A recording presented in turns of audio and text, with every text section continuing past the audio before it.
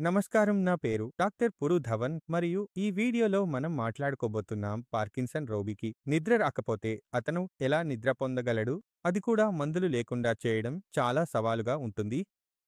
ఎందుకంటే పార్కిన్సన్ రోగులలో మనం సాధారణంగా ఏమి చూస్తామంటే నిద్ర తక్కువగా ఉండే రోగులు లేదా నిద్ర రాకపోవడం లేదా ఏదైనా కారణంతో నిద్ర విరిగిపోవడం ఎక్కువగా జరుగుతుంది. దాంతో వారి శరీరానికి విశ్రాంతి దొరకదు, వారి మెదడుకు విశ్రాంతి దొరకదు మరియు కొన్ని సంవత్సరాలలో వారి శరీరంలో పార్కిన్సన్ ప్రారంభమవుతుంది.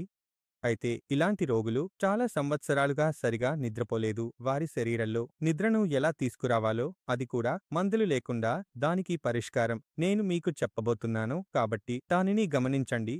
మరి మనం ప్రారంభిద్దాం. మొదట మీ అనుభవం నుండి ఇప్పటివరకు మీరు ఏమి చేసినప్పుడు మీకు ఇప్పటివరకు ఎప్పుడూ నిద్ర రాలేదో నాకు చెప్పండి.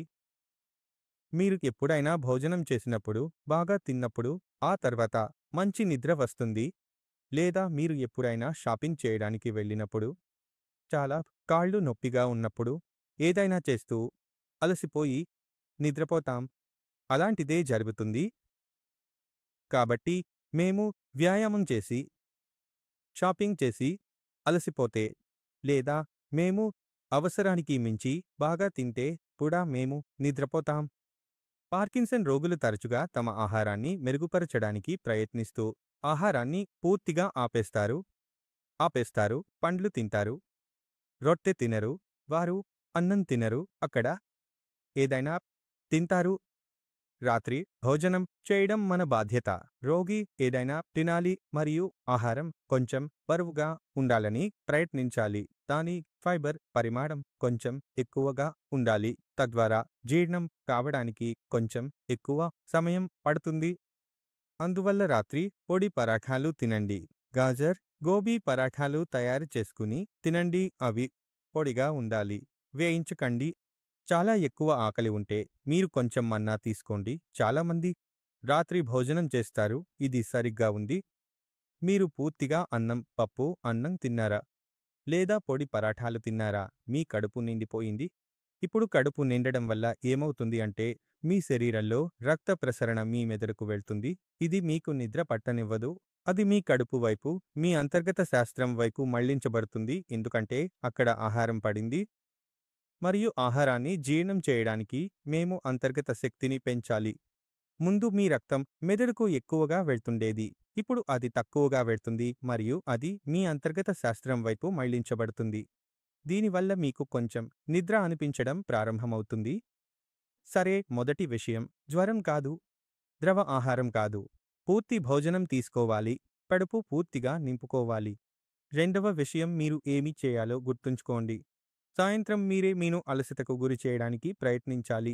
ఇప్పుడు మనం వ్యాయామం చేయవచ్చు. ఖచ్చితంగా సరైన వ్యాయామం మనం ఏ విధంగా చేయవచ్చు. అందుకే నేను ప్రాధాన్యత ఇస్తాను. నేను ఏదైనా రకమైన క్రీడా కార్యకలాపాలకు ప్రాధాన్యత ఇస్తాను. ఏదైనా రకమైన క్రీడా క్లబ్లో చేరి ఈత కొట్టడం, తీటి ఆడటం వరకు అయినా సరే అది నలుగురు వ్యక్తులతో కలిసి ఉంటుంది. మనం నలుగురితో ఉన్నప్పుడు సుఖ దుఃఖాలు కూడా పెరుగుతాయి. 4 మాటలు కూడా జరుగుతాయి. తిరగడం కూడా జరుగుతుంది. మన రోగి కూడా సామాజికంగా మారిపోతాడు. బాగుంటుంది. మీరు అది చేయలేకపోతే మీ భాగస్వామితో కలిసి సాయంత్రం నడకకు వెళ్ళడానికి ప్రయత్నించండి. కనీసం 5,000, 6,000 స్టెప్స్ రాత్రి సమయంలో చేయడానికి ప్రయత్నించండి. దీనివల్ల ఏమవుతుందంటే మీరు ఇంటికి వచ్చినప్పుడు మీ కాళ్ళు కదులుతున్నట్లు అనిపిస్తుంది.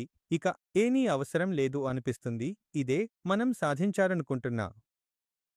సరే, మీరు కూడా 2 విషయాలు చేయడం ప్రారంభిస్తే, అంటే రాత్రి భోజనం చేయడం ప్రారంభిస్తే మరియు మీ సాయంత్రం సమయంలో ఏదైనా రకమైన వ్యాయామం చేయడం ప్రారంభిస్తే నిద్ర లోతుగా మారుతుంది మరియు నిద్రపోవడానికి అవకాశాలు కూడా పెరుగుతాయి. మీకు నిద్రలో సమస్య ఉంటే మీరు కాల్ చేయాలి మరియు మీ బీపీ కూడా చెక్ చేయాలి. ఎందుకంటే కొంతమంది రోగులలో బీపీ ఎక్కువగా ఉంటుంది మరియు ఎక్కువ బీపీ కారణంగా మెదడుకు రక్త సరఫరా ఎక్కువగా ఉంటుంది. దీనివల్ల మెదడు చాలా అలర్ట్ ఫార్మ్లో ఉంటుంది మరియు రోగికి నిద్ర తక్కువగా వస్తుంది.